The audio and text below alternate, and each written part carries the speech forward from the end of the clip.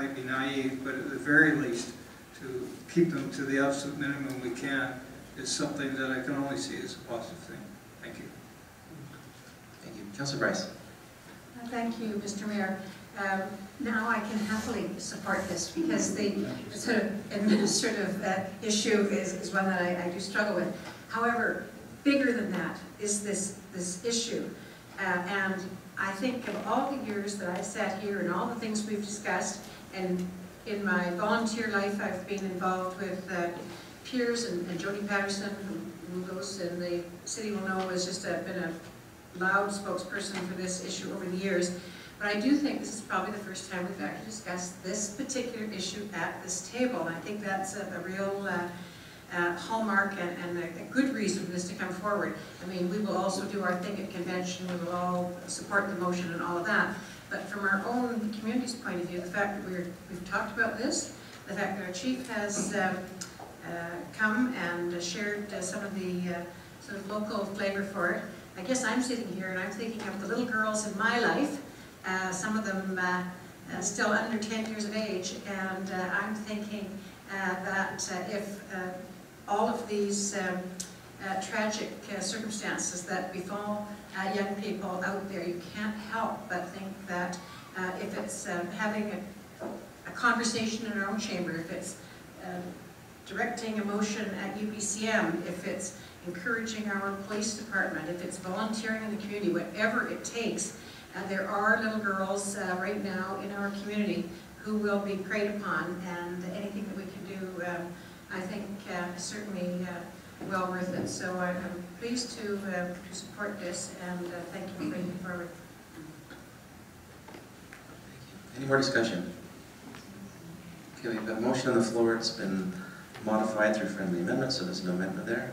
And Councillor Haynes, are you happy with it? I'm very happy, and thank you for your kind comments, and thank you for recognizing the gravity of this issue, and that our speaking up does two things. It raises awareness, and it will bring comfort to some families in Sandwich. All right, thank you. And with that, we'll call the question. All in favor? Opposed? None opposed? Motion is carried unanimously. Thank you. All right. Oh, that was it. That was just the amendment. That was just the amendment. It was a friendly.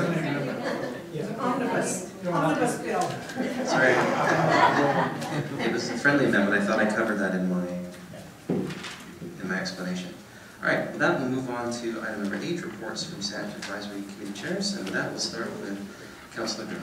Go ahead, please. Thank you, Mr. Mayor. I'm the chair of the Bicycle and Pedestrian Advisory Committee for the municipality. The committee remains extremely concerned with some aspects of the draft Shelburne Valley Action Plan. In particular, the committee feels very strongly in its last meeting passed another motion indicating that they feel there is a need to change the current road condition to reflect our priority modes of transportation. And we all know that our priority modes, supposedly in order of importance, at least somewhat, are walking, cycling, and public transit. The draft action plan essentially left the road in its current condition with some modifications, but not many, with the hope that what is now a 4-lane auto-centered road would be changed sometime in the future when we acquire future right-of-way through redevelopment. That process could take 30 or 40 years, and we need to change that, in the eyes of the committee, much sooner. In fact, sooner rather than later. That is the natural north-south, perhaps walking if we get the right community there, but certainly cycling route for the entire eastern side of the municipality. And that's a greater population than almost the entire population of the western communities. It is extremely significant. The committee believes, and I believe with them, that we have there a potentially huge latent demand of people who would gladly cycle, and cycle sometimes with their families, if they felt safe and comfortable. And that road is anything but plan, that's for sure. Committee also will be considering in its next meeting the issue of what can be done on residential streets to make them more multi-purpose. When I grew up on Walter Avenue in the municipality of Saanich, one of our primary playgrounds was the street. We played street hockey, we played basketball, we had parades, we did whatever. And we knew there would be cars there, but we knew that they would be traveling fairly carefully, and they would give us time, get out of the way, and respect the fact that we were there, and sometimes neighbors were there, meeting on the street, and so on and so forth. But we don't think for residential streets that the key to that is to put in sidewalks. When you do that, you say, this is the small part over here for pedestrians, the rest of the street is for cars, and maybe you can wend your way through on a bicycle.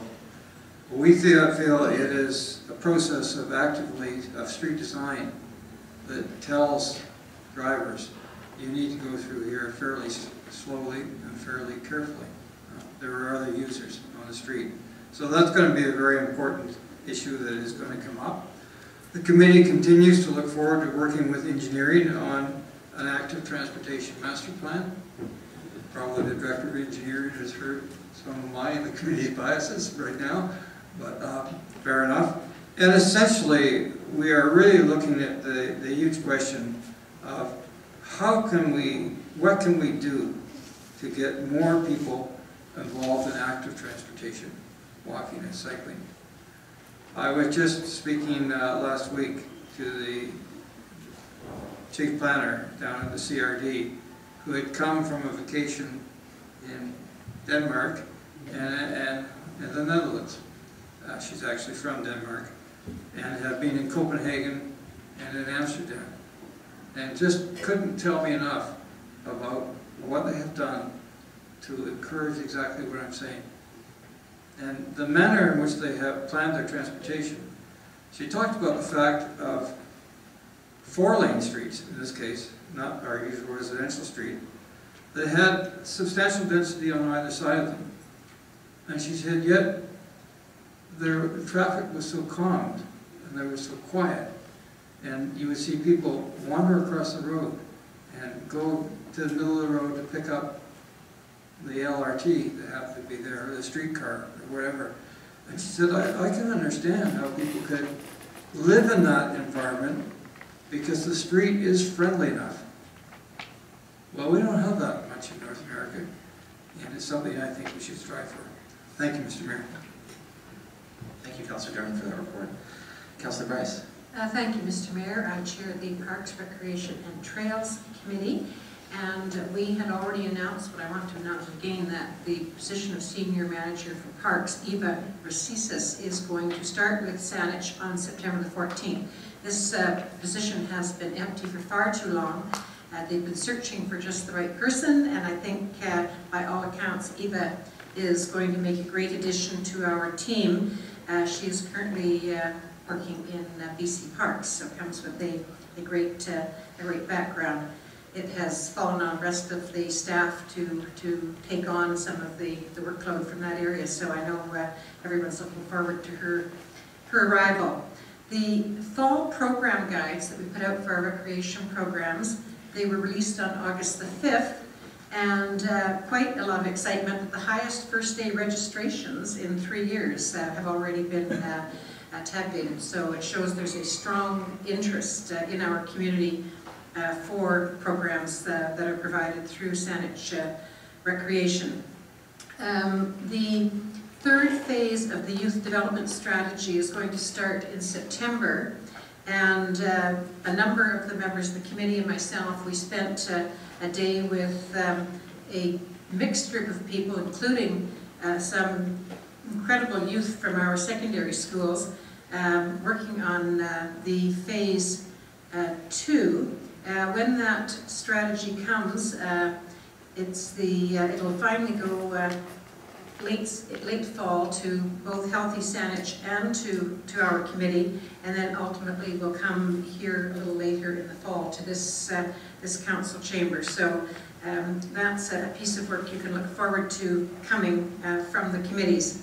And I'd like to finish off just by indicating that, you know, there's so many wonderful things that happen in Saanich, particularly over the summer months. And a lot of it is done by community associations and volunteers and so on. But a number of the events, Strawberry Festival, all the music in the parks, and the Cabra Bay Festival, just highlight the tremendous amount of effort that goes into providing these great opportunities in our community. And as I've looked at them, particularly with a different eye in the last year or so, each one of those not only focuses on fun, but it focuses on families, and it focuses on things where people don't have to pay any money.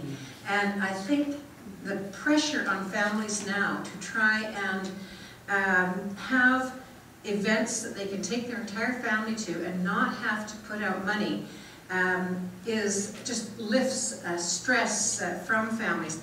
And to see all these families playing in the sun and doing all the great stuff. I know there were a number of colleagues down there at Cabra Bay this past weekend. And you know, when we sometimes think of recreation and parks and what we provide, you think of it in more structured rec centers and so on. But just to see this free-for-all of youngsters and adults just enjoying the municipality, I say kind of a shout out to our staff for what they've done on that. So that's my report, Mr. Mayor. Thank you, Councillor Bryce. Councillor Sanders. Thank you, Mr. Mayor. I chair the Arts, Cultural Heritage Committee. It's very diverse to divide all those things up between the meeting.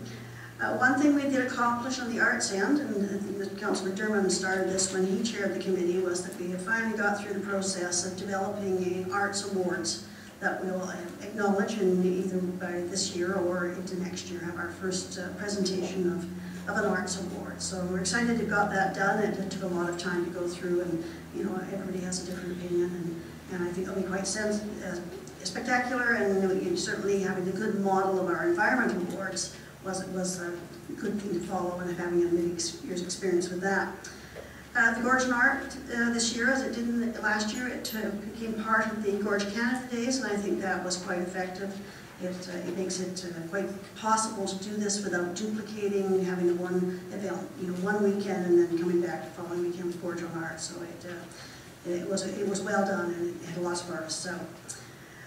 Heritage, we have not had the Heritage Procedural Bylaw implemented, and the staff has been working on that, and that gives staff and council the tools to be able to deal with the situations that come with heritage.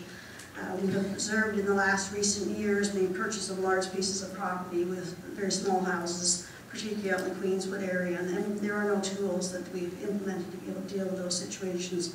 So by having this now implemented, we'll be able to deal with those situations more and be more creative in the ways in which we manage those, and also the situation of demolition by neglect. And you know, that is sometimes a plan if you let an older home deteriorate so much that we don't have an option as a council to accept a demolition.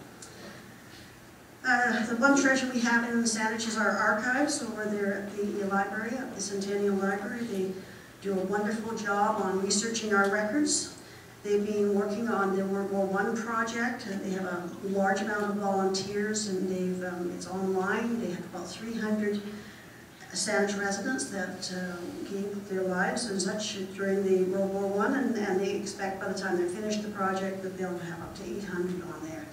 So if you have an opportunity to go on and view that, it's quite laudable what they've done. I have the opportunity of going around and giving a PowerPoint in many locations, and it's amazing the stories that I get back from people that see this, even to the relation that nobody knew who they were, and you know, it just was one of those things. I know that person, so that was kind of exciting. The Heritage Bus Tour will take place on September the 13th, and that's done with the Archives and Committee. Ken Johnson, who's president of Hallmark Society, will be the guide on that. If you'd like to register, I think it's $35, and it's online through either the Archives or in our registration. It usually sells out quickly, so if anyone wants to go, do that. The exciting thing that we've been really concentrating on is that this municipal hall is 50 years old on December the 1st, so we're going to have a celebration, a special council meeting with that part of that council meeting, which is, we're not going to dress up council, but when I said reenactment, it's a little quite modified, During that evening, we'll go through the council meeting as it was. We'll have some presentations by speakers, replicate the tour that from the hall from 1965 with some people guiding, go through the floors of the hall and have a celebration. Of course, celebrations complete without cake. So Archives is our huge assistance in that. They looking at photos, they send letters, the correspondence that went at that time, the invitations. Unfortunately, there are no council members left. They don't go home. But we do have an employee that has worked here since 1968. She's been here through 8 mayors. So I think she might be our special guest. The Archives has contacted former employees from back in the 60s and asked if they can get a list going of people that might be able to come. Part of that, working towards that, we've looked at amending the heritage bylaw for Municipal Hall as it is already designated, but adding the interior elements and features as well as the exterior.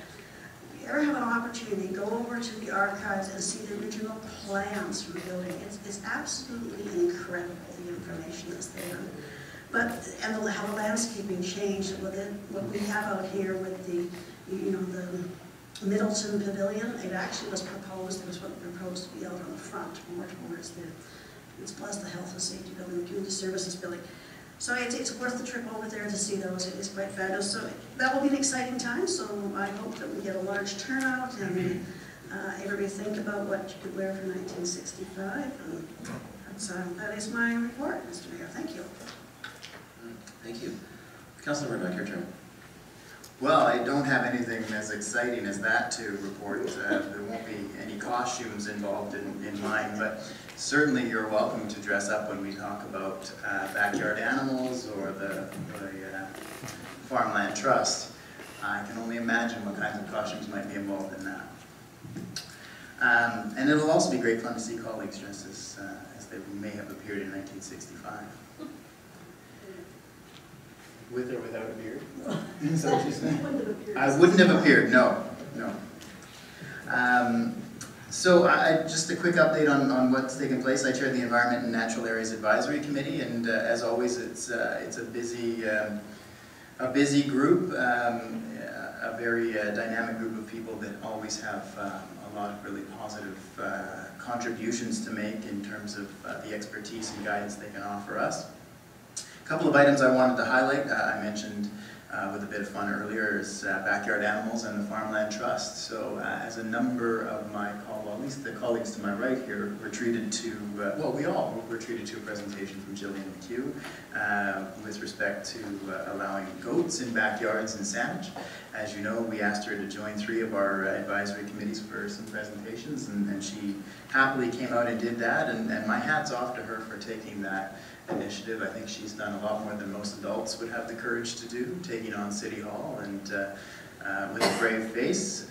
She was well armed with information, and she certainly impressed our committee. So just for your awareness, Council, the Environment and Natural Areas Committee recommended that Council request staff to undertake the study on backyard animals, including public participation as part of that process, and a small pilot project. The committee thought that perhaps the McHughs would be good candidates for a pilot project if they wanted to try out a backyard goat. They seem to have the support of their neighbors to do so, and perhaps it would be a great opportunity for us to gain some insight into what would happen with a goat in a backyard, going ahead. The other thing I wanted to touch on was an update on Farmlands Trust. So you'll recall a little over a year ago, it was a request made to have Saanich look at a Farmlands Trust, either as going alone or working within the region to develop a trust.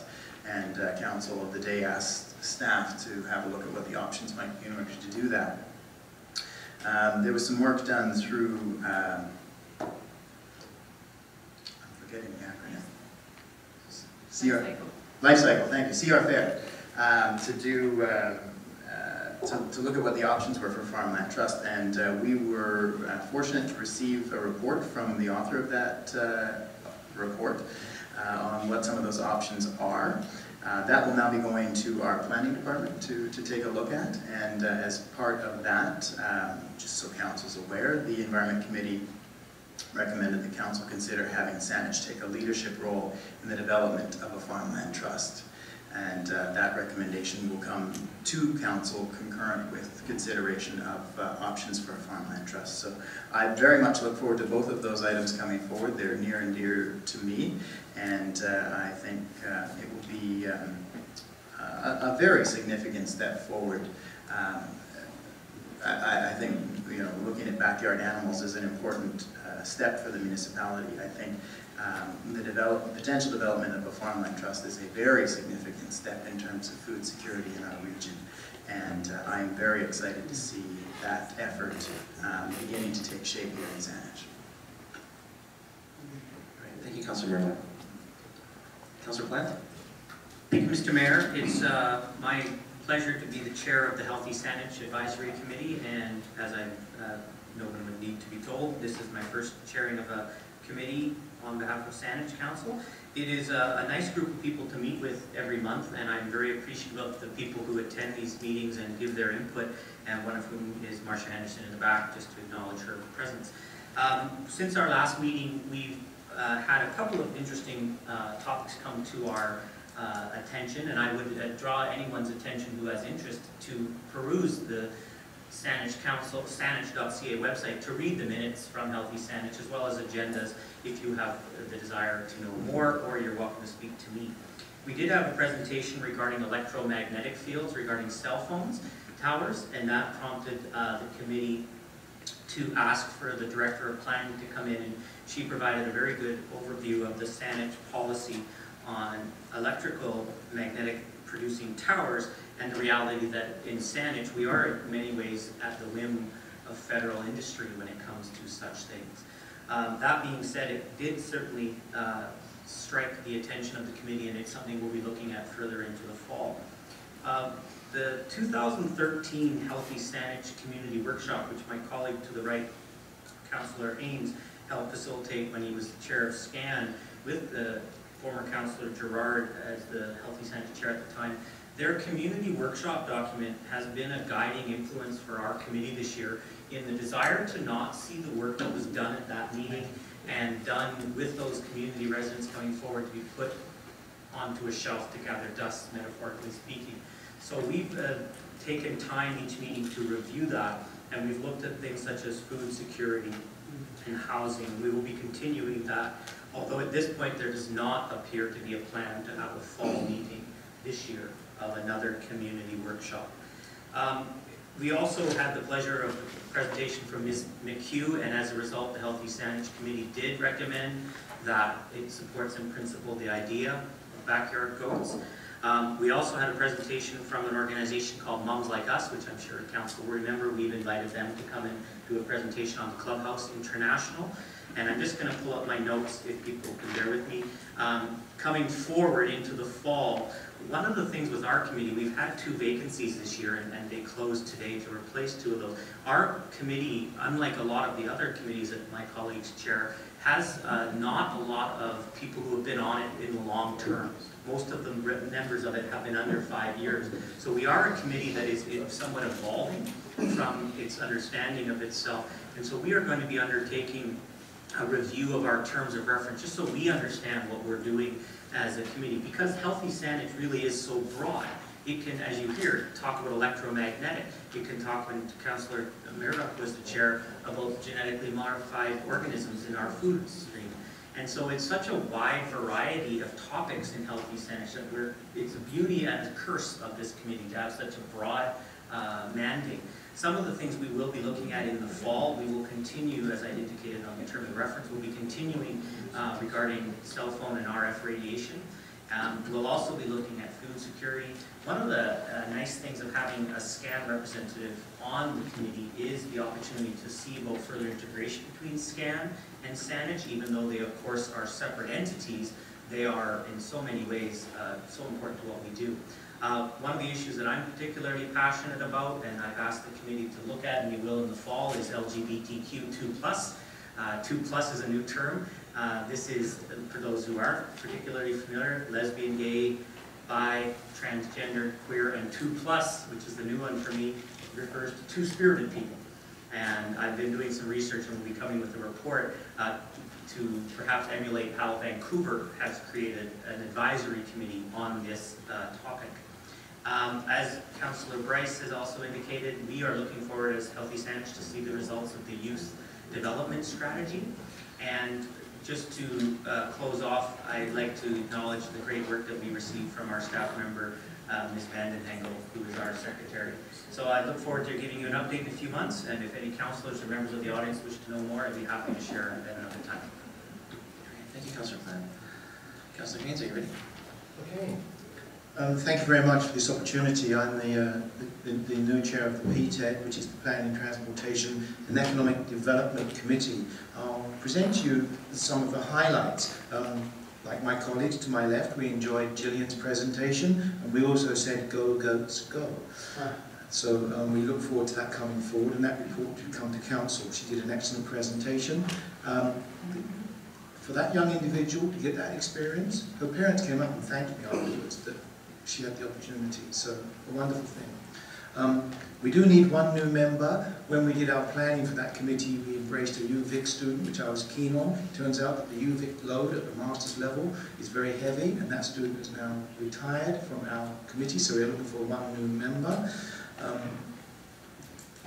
We did do a number of things in the economic development area. We had Dallas in, we had a number of conversations around that. I would like to talk to one item that you've heard about recently and that will be coming back, I believe, and that's the CCPA, the Canadian College of Performing Arts. They're coming back with another proposal. If they can bring forward something that Council accepts, then that would be something that would contribute to the economic base of Saanich. However, our main focus has been on housing, and here I have to thank not only all the PTED members, but Council, because as you know, we had 4 reports come from PTED and plus one from the floor, with my own report on co-op housing. We did the property transfer taxes, we did seniors housing in support and appreciation of the work by Isabel McIsaac, sorry. We did a piece on national building codes, and we did a renovation tax credit. They were all linked to going to UBCM, and they are. As well, we linked them to letters to local MLAs and MPs with the aim of raising the conversation. This has been recognised in the community. All of the candidates in the federal election have contacted me and asked for copies of the reports, and they are using them in their campaigns. Not to say that the federal leaders, Tom Mulcair and Stephen Harper and Justin, are looking at Saanich on a daily basis, but I did notice that Stephen Harper is now talking about tax credits, and that Thomas Mulcair and Justin Trudeau are looking at funding for supported housing. So the point here is that Saanich Council demonstrated we had the finger on the pulse of these important issues. And it's been noticed in the community. The Vancouver Resident Builders Association has come forward and thanked Council and recognised Council's work. Just the other week, as a result of the notice that we're getting out that Saanich is talking about these things, we've had 2 developers contact us that want to come in and talk to the mayor. Some of them are very significant developers. More on that soon. I've heard from CAO that there's a few others. So what we've been able to do is, through PTED and through the support of Council, raise the conversation to get some attention. More locally, Lana Popham has taken our reports. We've been asked to go in, Councillor Plant and I, and talk to the NDP planning group, because they want to understand a little bit more about the issues on a Saanich basis and maybe roll that forward within their provincial platform. We'll see. Andrew Weaver has contacted us. He's taken all the reports. There is a provincial by-election in Vancouver because of the running for a federal position. Our reports are being used there. I think this is an excellent outcome, and it is proof of the concept that we thought could happen. With Manor Popham, we've been asked to do some joint workshops, and I've talked to Andy Laidlaw, our CEO, and I'll be coming to council with a request to see if we can put some support around that in terms of spacing and perhaps coffee. Short term on PTED, but PTED did its job. We brought reports to council. Council fine-tuned those. Staff really helped get them in shape, and Saanich is having an impact. And I'd like to thank everyone for that. In result, I believe we've got several excellent candidates applying to come onto the PTED committee. Thank you. Thank you, Councillor Haynes. Could I impose on the clerk, Donna, could you just explain to the audience how we advertise for openings in our committees and how the public may apply? Yes, thank you, Mr. Mayor. As vacancies do arise from time to time on our advisory committees, we are currently looking to fill 3 positions on 2 of our advisory committees. The posting does close at 4 o'clock today, so unfortunately this roster is closed at this point. However, every fall, our advisory committee terms of appointment for members are annual, and every fall, council does seek interest from members of the community interested in applying to fill any of the vacancies on the advisory committees. All of the advisory committee terms of reference are posted on our website, and you can certainly look forward to that advertisement appearing in the local Saanich News on our website later in the fall that will indicate those committee vacancies that will be available. Thank you, Mr. Mayor. Thank you. So with the reports of our committees complete, I want to call for a motion to adjourn so we can move to committee of the whole. So moved. Second. I'll call the question. All in favor? Opposed? Motion is carried unanimously. All right.